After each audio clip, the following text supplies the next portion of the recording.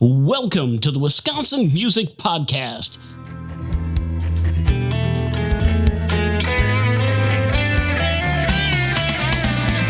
Here to introduce you to the great musicians and music businesses and organizations of Wisconsin. Every week, Wisconsin Music Podcast will be bringing you great information on what's happening in the Wisconsin music world. For our music-loving listeners, we'll bring you music that you haven't even heard of yet from unique and talented artists and hear about their journey so far. You'll either hear live performances of their songs or songs from their selected discography. For our musicians out there wondering what they can do to further their recognition, we'll be calling upon Wisconsin music businesses and organizations to enlighten you on what they're doing to help further your music journey.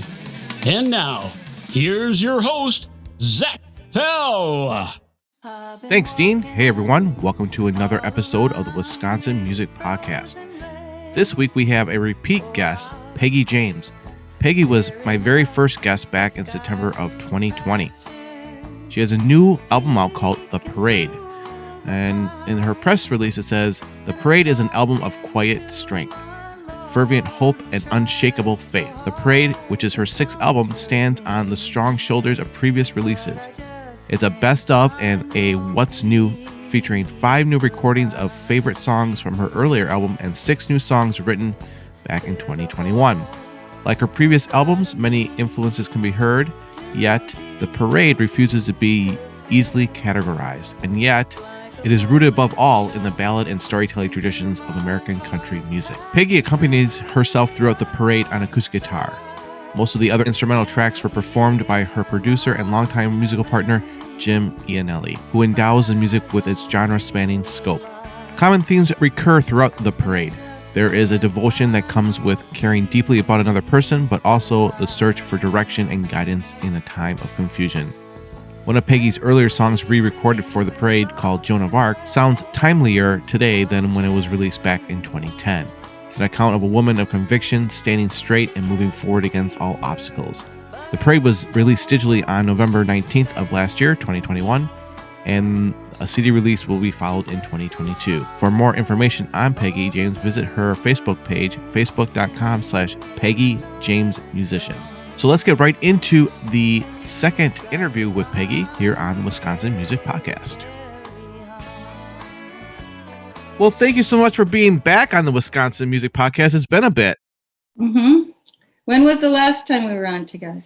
Oh, I know the episode came out in the end of September, so it had to be, I think, August or something that we did the interview.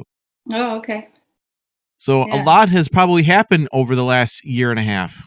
Yeah. For you. Well, we got another album out. Right. So we're going to get talking about that very soon, but let's remind the listeners and the new listeners kind of like your background and how you're connected with Wisconsin, and kind of like just a quick, brief musical origin story for you.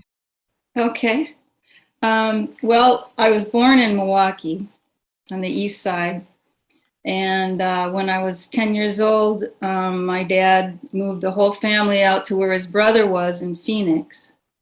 So that's where I really grew up. You know, those are the years you grow up until you're a teenager and senior in high school and stuff. So I was around a lot of country western music there, which I really kind of like the country western better than like the Nashville feel.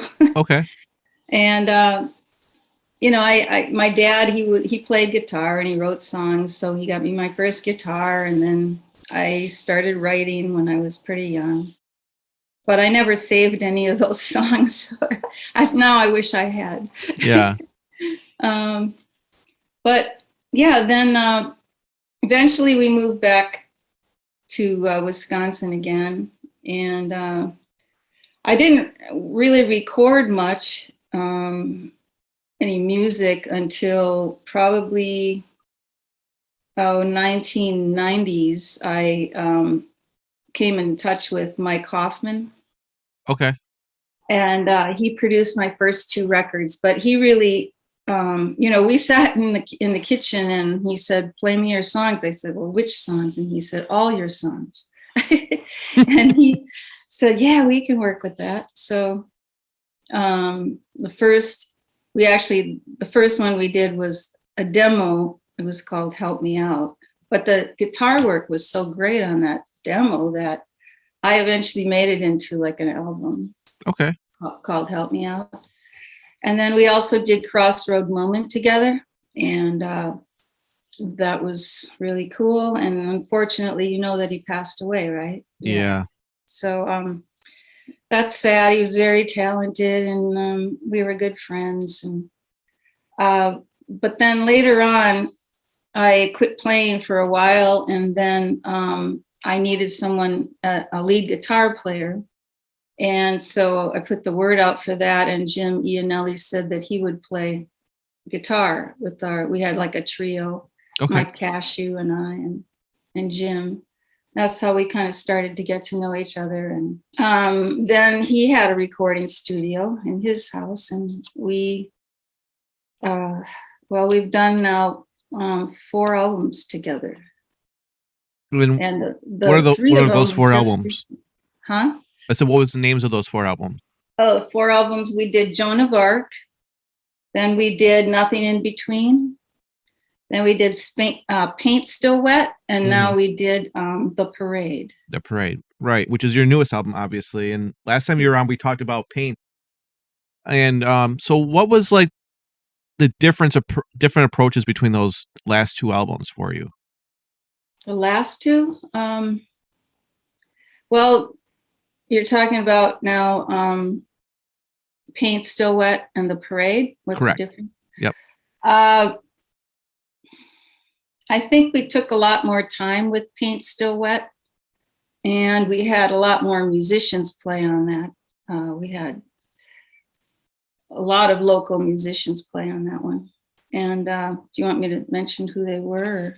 If you want, yeah, I mean, might as well. Especially if they're Wisconsin musicians. Yeah, they're all Wisconsin. You know Daryl Sturmer from Genesis. He's from Wisconsin. He lives not far from here. Jim Lieben, the old blues harp player. Yep. Anna Vafai, she's from New York. And Johnny Calarco, he's been in a lot of bands. Victor Span, he moved to Minneapolis. Connie Grauer and Guy Ferrantini and Little Rev. So that's a lot of local musicians. Yeah, definitely.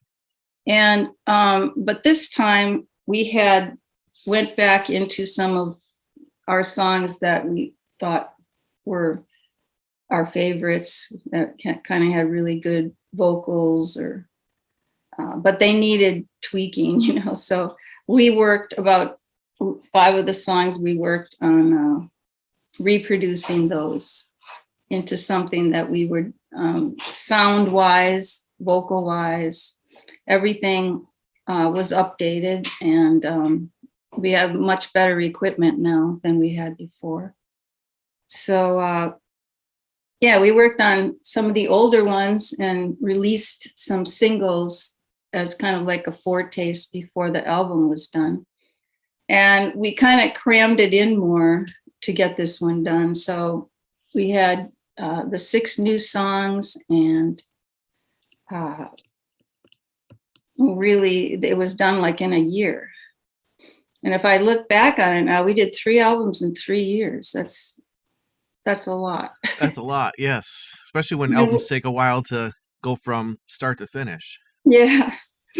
But there was a real flow to it. I mean, there wasn't a lot of trying to write or trying to do this and that, because we were so kind of isolated in a way, and winter and stuff like that. It was, right. We had a lot of time to work on this, and it was fun. It's always fun with Jim and I recording together, because it just happens and it's a fun thing. It's not stressful or anything like that. Yeah. So, I mean, Paint Still Wet came out was it in 2020 when that came out? That was, 2021. It came out in early 2021. And then, obviously, COVID's still going on, a lot stronger than it is hopefully now. What did you do with that album to, tour-wise and promotion-wise? What were your steps for that? We did not tour on either of those last two. We just spent time recording. Okay. And Gary Tannen, he is our PR guy. So he's really good at sending it out all over the world, and it's playing in France and Germany. We're getting some reviews back from Germany and London and Canada. So, and even Brazil. So we're getting a lot of good feedback, and that to us is like the most important. Of course, you know, we don't expect to make any money these days with music. So that's our reward, is just hearing what other people think. Because when you write something, you always wonder, what are other people going to think of this song? You know? Right. And so you didn't tour, but have you been playing, or have you not been playing at all out? Not recently, no. No. Okay. Hopefully I'm going to have maybe a couple more acoustic shows coming up this year. Okay. So kind of take us through the process of the newest album now. Kind of like your mindset. I mean, I know you talked about older songs and newer songs, but kind of like try to get it inside your head a little bit here, and kind of what was the main focus for this album? Well, there's never any main focus with me writing because each song is so different. So it's just I get in this mood, I think of an idea, I try to become that person in the song, because all of my songs are kind of a story. There's a story to them. Okay. I try to become that person and how they would feel in that situation. And it's kind of like, you know, if I was an actress, I would have to become someone else. So most of these are not really talking about me personally. But it's the idea of, like, the first song, I Go With Me. I got that idea from a good friend we know that he's in AA, you know. And Okay. that's one of the things, you know, you can't just think that you're going to change by going somewhere else, or, you know, you've got to change within. That was the concept of the song, the story. Wherever I go with me. So you go along no matter what changes you make. So that's basically like, you know, and then Hard Times, that's a song about the current times. I was pretty, I don't know, I'm pretty upset about a lot of things going on. So I wanted to write a song because I had this deep feeling in me of warning, like, you know, and I wanted to write a song about the current situation, but I didn't want to take sides.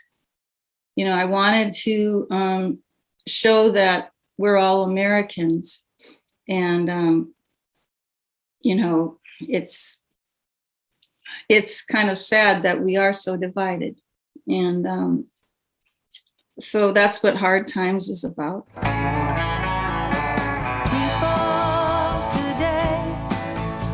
Are taking sides, hold up in their trenches, waiting for a fight. When you're filled with anger, reasons out the door, everybody's talking, nobody's listening anymore.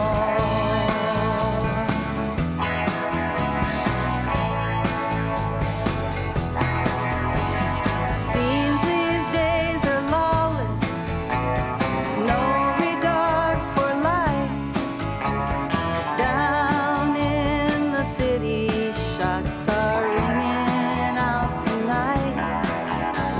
No matter how you slice it, it's still the same old night. Somebody's daddy won't be coming home tonight. There could be hard times ahead of you and me. There could be hard times.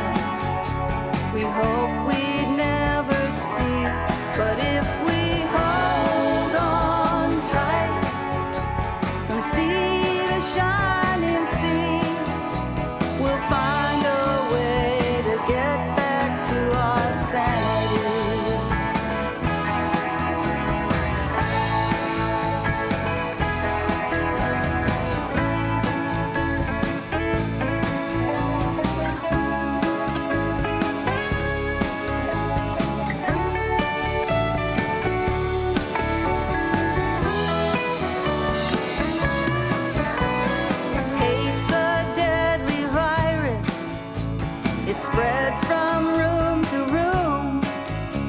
It doesn't care for color. It doesn't pick or choose. If we don't stop the spreading of these sordid evil lies, there'll be nobody left to tell the tale how we survive. There could be hard times ahead of you and me. There could be hard times we hoped we'd never see. But if we hold on tight from sea to shining sea, we'll find a way to get back to our sanity.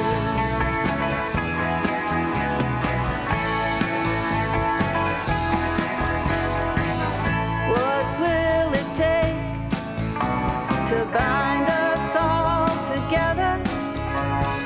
Hope to God it's not another 9/11. We swore with a slogan we never would forget. Now we're more divided than we ever have been. There could be hard times ahead of you and me. There could be hard times we hope we'd never see. But if we hold on tight from sea to shining sea, we'll find a way to get back to our sanity.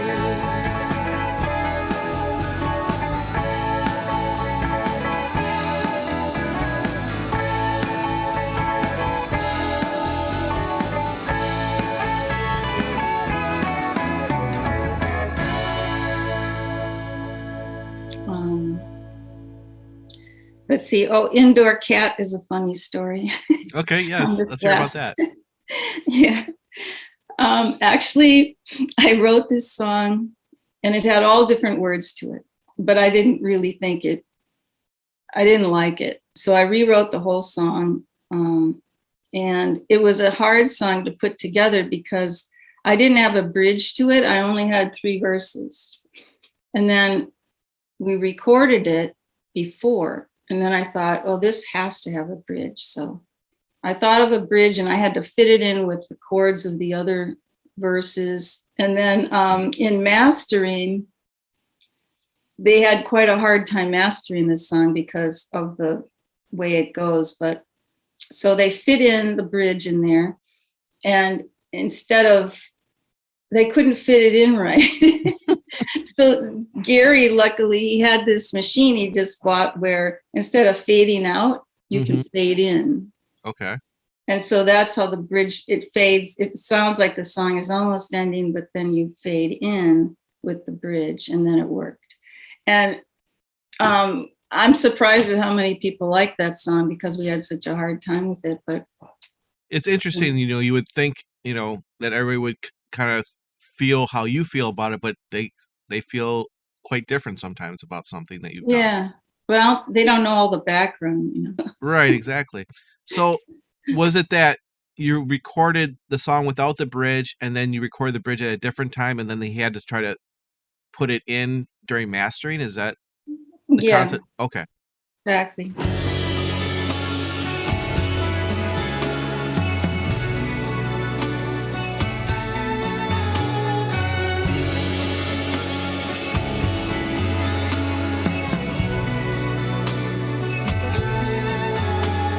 The Coast Guard warned the sailors, better stay in port tonight. The west wind's picking up and the waves are rolling high. So they took the time to gather round and talk sailor talk. And in the morning they forgot what they talked about.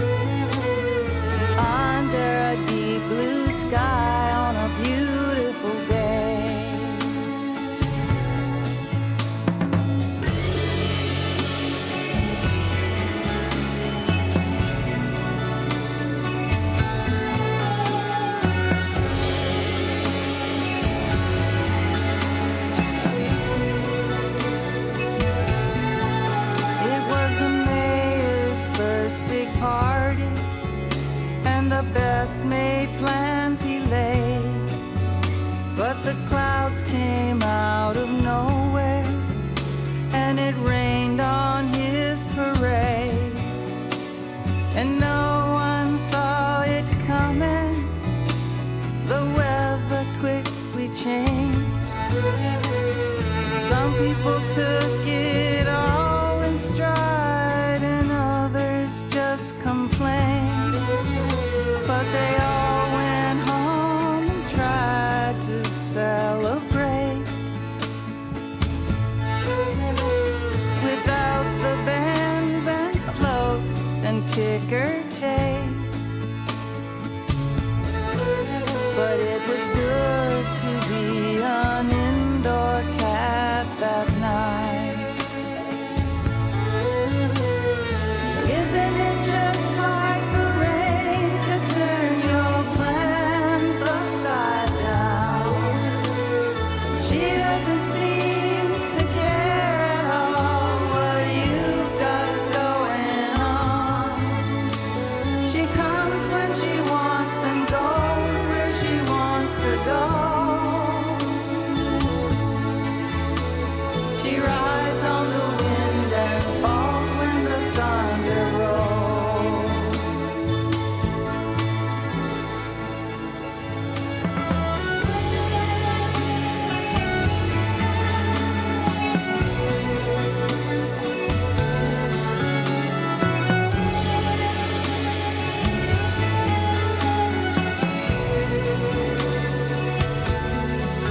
It's been a long and hot, dry summer. We could use some rain. The forecast says it's coming, and a shower would be nice. I just might take my shoes off and dance outside. One dance for the farmers, keeping us alive. A storm would be good, it would water the dusty road. And I could dream in blue, looking out my window.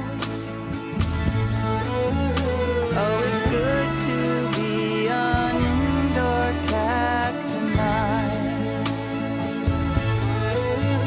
It's so good to be an indoor cat tonight.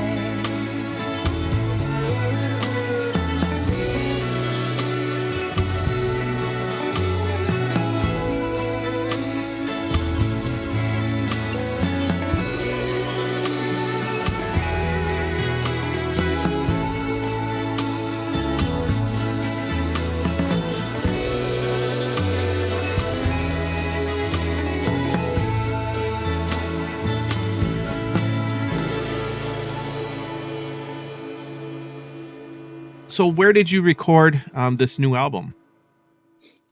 It's in Happy Growl Records studio. Okay. And is that you and Jim's studio, or is it a separate studio? It's Jim's studio. He Okay. built it and everything. Okay. So is this like a private studio, or is it up where other people can come and record at? It's pretty private. He's recording one of his songs right now. Little Rev has recorded a whole album here, but just close friends and those that, we want to have come. Well, yeah, understandable, especially if it's a private studio, Uh-huh. Well, that's great. And then, so we talked about a few songs from the album. Is there some more that you want to talk about that's on there? Well, the last song is the title track, The Parade. Okay. And it's about, I was in a parade twice. There's a big difference between being in the parade and being an observer of the parade. So I thought about this and, I had so much fun being in a parade. I wanted to write a song about it. Okay. But then it kind of evolved into how life is like a daily parade, the city goes on, and everybody gets up in the morning, and you start the same old parade, right? Right. And so kind of evolved into that. And but I was really happy with it, and it turned into a really nice rock song.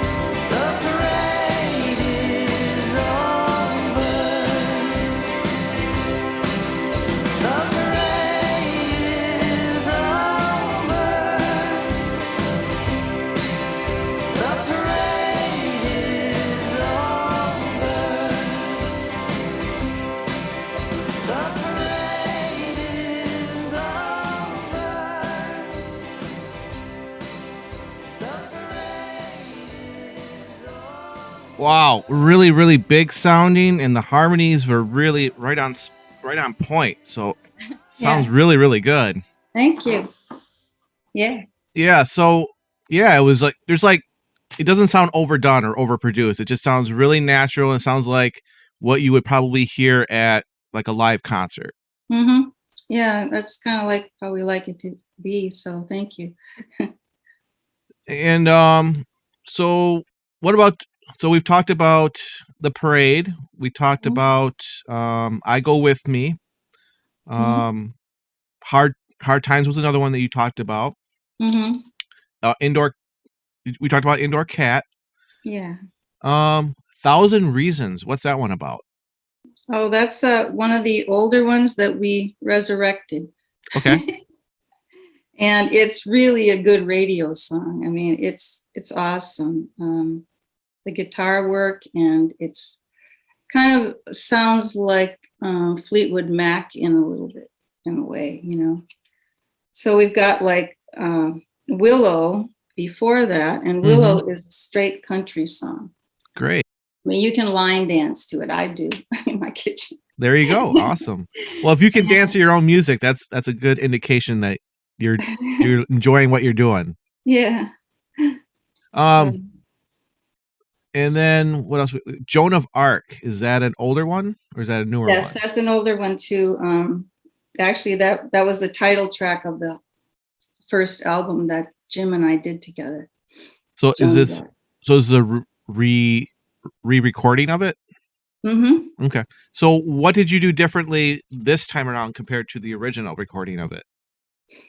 Mainly, we kept a lot of it, but the sound is just so much better. I'm not a technician or anything like that, so I don't know what equipment he used. If he was here, he could tell you. Yeah. But the sound is just amazing, like compared to the older songs, you know. How many years difference is it between the original and this one? That came out in 2010. Okay. So we're looking at over 10 years of technology advancement between then and now. Yeah, exactly. Great. Yeah. Awesome. See here. Looking at my questions. I mean, last time you were on, we kind of talked about local scene attitude. So if people want to hear what you thought about that, they can go back and listen to the original interview that we did back in September of 2020. So you also talked about probably performing at some upcoming venues, hopefully. What are some of the venues that you're hoping to go out and perform at? Oh, they're probably going to be smaller ones. I like smaller ones where, you know, it's real intimate. You know John Seeger, right? Yeah. We were talking about maybe doing a house party at his house. He has like concerts there sometimes. Okay. And the place in Jefferson, what's that called? I can't think of it right now. There's a good songwriting place, but I can't think of the name. It's okay. I guess it's not on my radar yet. Yeah. Because I'm already writing the next album. Oh, well, then let's talk about that too. What's your mindset for this one? Well, just whatever comes out of me. Like I have two new songs so far. Okay. And what I wrote since the first of the year. Okay. So these are brand new 2022 songs that you're writing. And what's the concept between each one of those songs? What's the idea, the topic? Well, the first one is called First Kiss. And it's a story again about this rodeo guy in the Southwest. And he does the rodeo circuit, you know, and then this young girl kind of gets to know him through his sister relationship. And eventually it's kind of, you know, you got to listen to the whole story. But right. Eventually, you know, at the end is like a girl can never forget her first kiss. Cool. It's and what about really the sweet romantic song? Yeah. And what about the second song? Second one is going to be, it's not quite finished yet. I have to tweak the words. I usually write it and then I think about the lyrics for a few weeks to see if they're exactly what I want. So that's the stage I'm at with that. And that's, let's see, how would you call that? It's kind of like a love song. Okay. I write a lot about love. Nothing wrong with that. I consider myself an expert. Well, that's good. And what makes you think you're an expert on it? Just a lot of time and different experiences, I've learned a lot of things about love and how to really love somebody, And Do you have any advice for anybody that's out there trying to tread the water? Oh boy. No, I've never had that problem. I could never be one of those people that go on those dating sites. Yeah. I just think they're strange, but I know a lot of young people, that's the only way they can meet someone nowadays. Yeah. So if it works for them, that's fine, but it's not for me. Everybody finds it differently. Yeah. They'll eventually find it. Work-life balance. I know we talked about this last time, but let's do a review on this. Is it still easy for you to balance it, or is it still a struggle for you? You mean work and life? Yeah. No, I don't work anymore. I'm retired. Oh, there you go. And so I have plenty of time. I'm pretty happy. I'm at a happy stage in my life right now. And I guess I got it better than a lot of people. I used to play out 3 times a week when I worked full time at the Shorewood schools. Okay. And somehow I was able to do it, but I was younger then. You need that energy, to go like that, rehearsals and playing out, and Right. but it worked for me for quite a while. I had the Peggy James band back then. Okay. And was the balance still were you still able to do the balancing between life and work, or was it more of a struggle back then? It was tough. I mean, because I had, I was raising some kids too, and I wanted to be with them. They were my number one thing in my life. And right. So I always gave plenty of that. But it's hard for like a single mom to be a musician, and then you have to work a full-time job. But I could do it at that time because I was very determined. Right. You got to have that determination for sure. Yeah. And did your kids become musicians as well, or they do a different path? Well, one of my daughters is a musician. She Okay. plays a lot of different instruments, and she records her own songs. She writes her own songs. And my son he plays guitar, but he mainly just dabbles in it. Okay. For fun. Nothing wrong with that either. Yeah. What, looking forward, like in the next 5 to 10 years, is there any like really big things that you want to do with music in the next 5 to 10 years? I don't know. I don't really, I kind of just go along and see how I feel, after I record. And no, I guess I don't look ahead too much. Going through your whole career as a musician, is there a gig or a couple gigs that have made a big impression on you, and why they did that? Either as a musician, as an audience member, or even both? Well, I was always about the words more than the music. Like a lot of times people, they listen and they know the tune and stuff, but I'll say, well, do you hear those lyrics? Well, no, I didn't really listen to those. So I was always about the words, and I really liked songwriters that sing their own stuff. That really got me inspired. Okay. And, I was a big Dylan fan, and, different artists, Joni Mitchell and Bonnie Raitt, just that kind of connection. I had to have the connection between the singer and was the writer too. Okay. And as far as gigs go, my favorite gig was playing South by Southwest. When was that? That was probably in 1996. I went down there with a band, and we played at the La Zona Rosa in Austin, and it was a big club, and it was just a blast too. That was probably one of my most fun gigs there. And I did, I played in Nashville several times, like 3 times I went down there. Okay.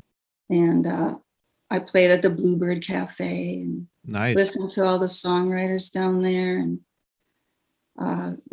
most of my friends were also songwriters.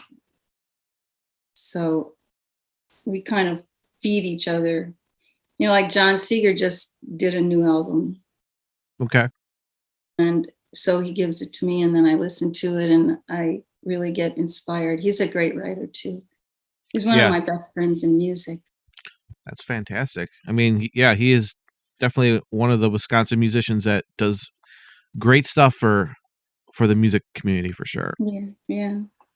Is there anything that I haven't asked you yet that you wanted to talk about? Oh, there's one song we didn't talk about. Okay, let's talk about that. This new album. It's called Best in Me. Okay. And I like this song because it talks about a relationship that, and I would wish that everyone would have a relationship like this, but it's about this person who brings out the best in me, right? And I think the best relationship someone can have, and I guess this would be advice for anyone who wants to, you know, have a new relationship, is if they bring out the best in you, that's one to hold on to, because there's so many relationships in this world that are, you know, they're not very good, and they don't help the other person to become the best that they could be. I hear you on that. It's like, it's like they're going to bring out something in your personality that's really good, or you're in a relationship where it brings out the not so good part of your personality. Yeah. And sometimes you have to be mature for that, to find that. Absolutely. You have to be. When I was young, I didn't know what I was doing so much, and, you know. Yeah, I don't think a lot of us knew what we were doing when we were a lot younger. We just hope for the best at that age, hopefully. That it turns out the way we want it to turn out. Yeah.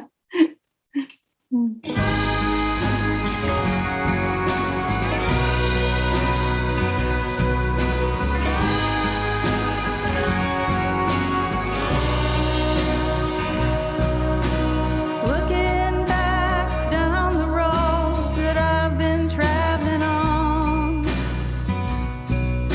there were so many twists and turns, and sometimes I got lost.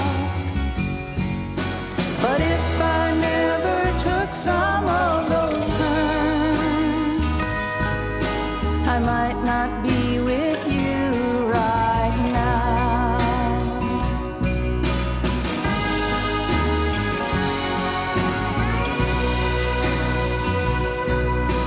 Some may say have no regrets, there's no use looking back, but I tend to disagree. I don't believe in that. History gets us to the place we're standing on, so there's no harm at all in looking back.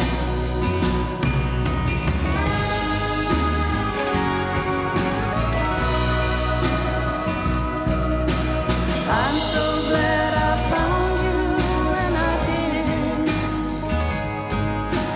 I'm so glad you're standing by my side. Your love taught me how to live. Every day the best that it could be, 'cause you bring out the best in me.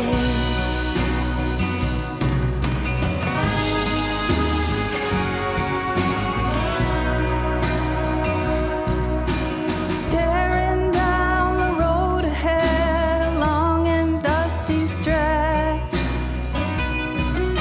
I used to always hesitate before I took a step.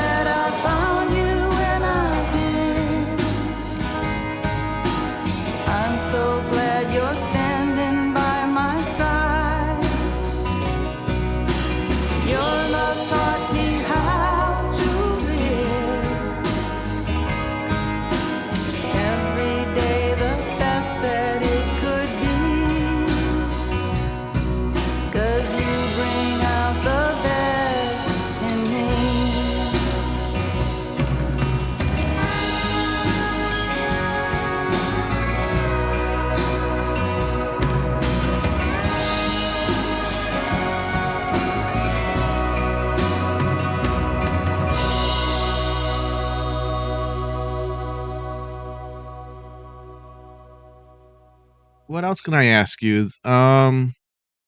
So is there like an instrument that you would really want to learn how to play?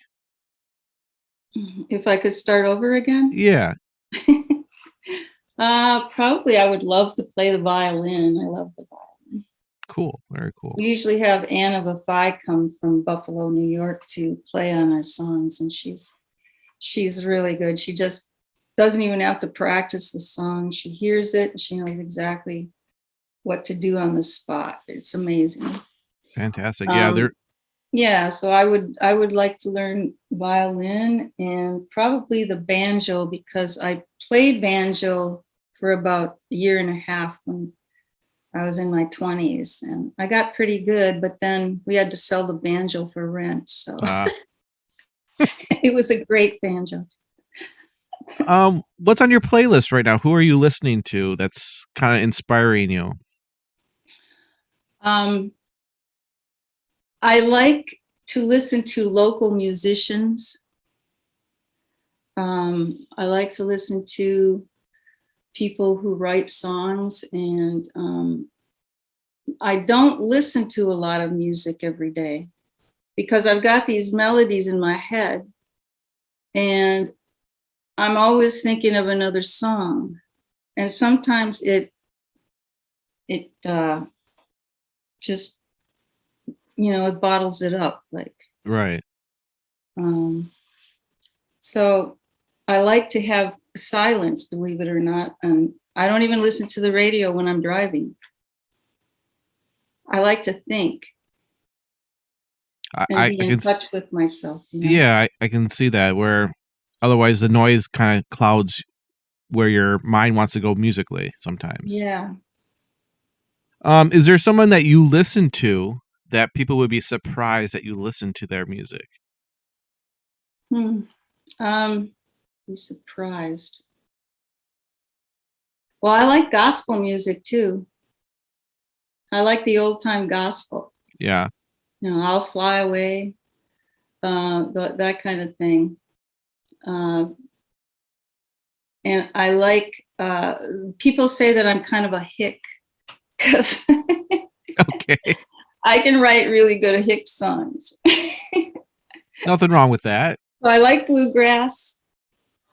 And, on that other album that I wrote, there was In One Ear and Out the Other. Okay.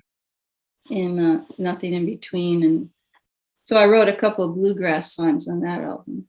Cool. Very cool. Yeah. Have you ever thought about doing an album dedicated to just one genre? I have thought about it. Yeah. I have this one guy on Facebook, and he asked me this question. I'm not going to say who it is, but he said, "Peggy, have you left country?" And like he was all sad about it. Oh. I said, "No, I haven't left country, but I just like to experiment with all kinds of genres." Yeah. Definitely. And so, but my route is I could write a whole album of country songs really easily. And I was thinking of doing that. That would be cool.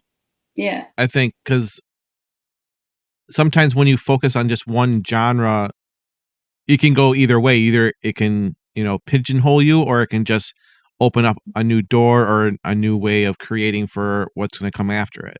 Exactly. It makes it more difficult if there's just the songs are all over the map, But this last album, we thought, oh, how are we going to fit all these songs in to make one album?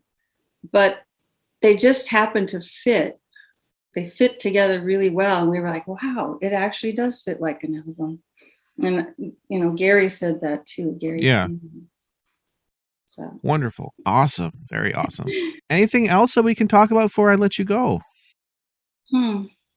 Well, I'm just going to keep writing, singing, and maybe I'll have a show coming up. Great.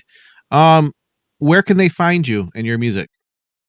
Peg on Facebook at Peg James Musician. Okay. Peg James Musician. Okay. Is that the only place they can find you online, is just on Facebook? Yeah, I don't have a website. Okay.